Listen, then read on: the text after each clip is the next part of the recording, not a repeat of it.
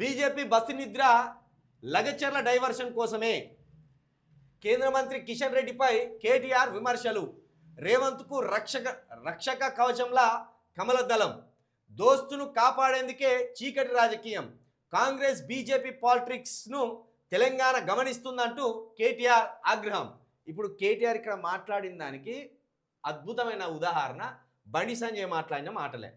బండి సంజయ్ గారు మాట్లాడిన మాటలే అద్భుతమైన ఉదాహరణ. ఇక మనం కొత్తగా దీన్ని చూపించాల్సిన అవసరం లేదు. ఇక్కడ చూడుర్రి మీరు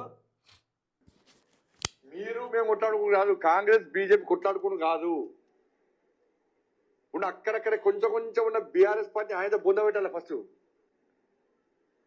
మేము కొట్లాడుకుని కాదు, కాంగ్రెస్ బీజేపీ కొట్లాడుకుని కాదు. ఉన్న అక్కడక్కడ కొంచెం కొంచెం ఉన్న బీఆర్ఎస్ పార్టీ ఆయన బొంద పెట్టాలి. ఫస్ట్ ఇది ఇంతకంటే బీజేపీ ఇటు కాంగ్రెస్ ఆడుతున్న నాటకాలకు ఇంతకంటే అద్భుతమైన సాక్ష్యం దొరకదు.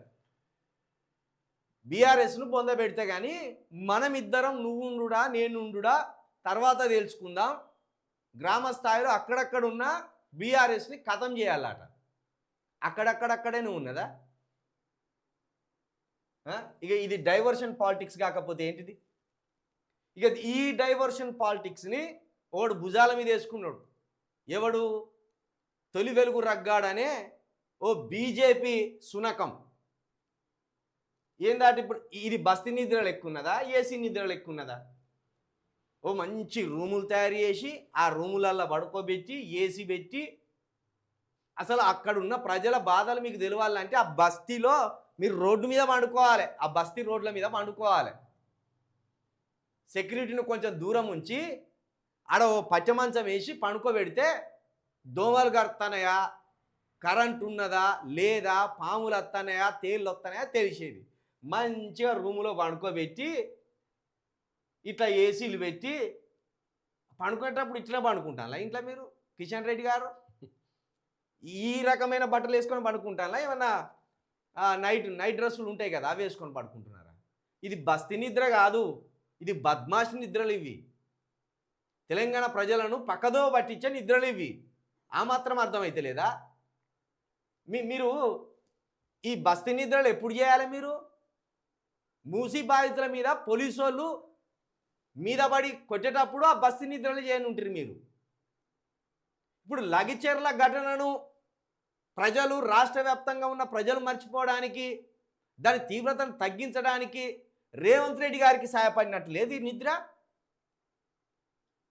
మూసి సర్వే చేసేటప్పుడు, మూసి బాధితులు కన్నీరు పెట్టినప్పుడు, మూసి బాధితులు మా ఇండ్లు పోతున్నాయి అన్నప్పుడు, వాళ్ళు ప్రెస్ ముందుకొచ్చి వాళ్ళ గోడును వెళ్ళ తీసుకున్నప్పుడు అప్పుడు అండగలేరు.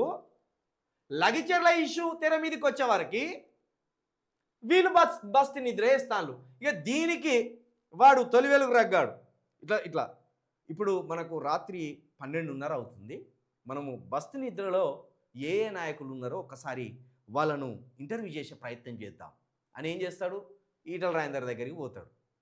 పేడ ముచ్చట పెట్టి మనం ఇప్పుడు ఇక్కడి నుంచి వెళ్ళి కొండ విశ్వేశ్వర రెడ్డి దగ్గరికి పోతున్నాం, కరెక్ట్ ఎగ్జాక్ట్లీ మనకు 1:30 అవుతుంది అని ఈయన దగ్గరికి పోగానే ఆయన గప్పుడే నిద్రలు వేసినట్టు ఇట్లా పట్టుకొని, ఇప్పుడే పండుకుంటానా, ఇప్పుడే వచ్చినావు నువ్వు అంటే, అవునా సారీ చెప్పనట్టు. అసలు వాడిని ఏర్పాటు చేసుకునేదే మీరు. రారా రఘు, 1:30కు రారా బాబు, 1:30కు రాగానే మేము నిద్రలోకి వెళ్ళి మత్తలోకి వెళ్ళి ఇప్పుడే లేచి వచ్చినాడు చేస్తాం యాక్టింగు, నువ్వు రారా అని వాడిని రమ్మన్నదే మీరు. ఈలంగా అన్నీ తెలుసుకొనే పోతాడు. మా సొంత రమ్మనకపోయిన్లు చెప్తాము. మీరు బస్తీలలో పడుకుంటాలా, ఏసీ గదిలలో పడుకుంటాలా, అప్పుడు చెప్తాము ఈ ప్రజలకు. అరాచకం ఉన్నాయి, 2 రోజులు అవుతుంది. ఆగు జరా రఘు, నీ కథ మళ్ళీ ఒకటి ఉన్నదిరా బాబు. నీ ప్రిపేర్ చేస్తున్నావు ఇప్పుడే ఉన్నది, నీ లంగ కథ ఏందనేది మొత్తం చెప్తాము.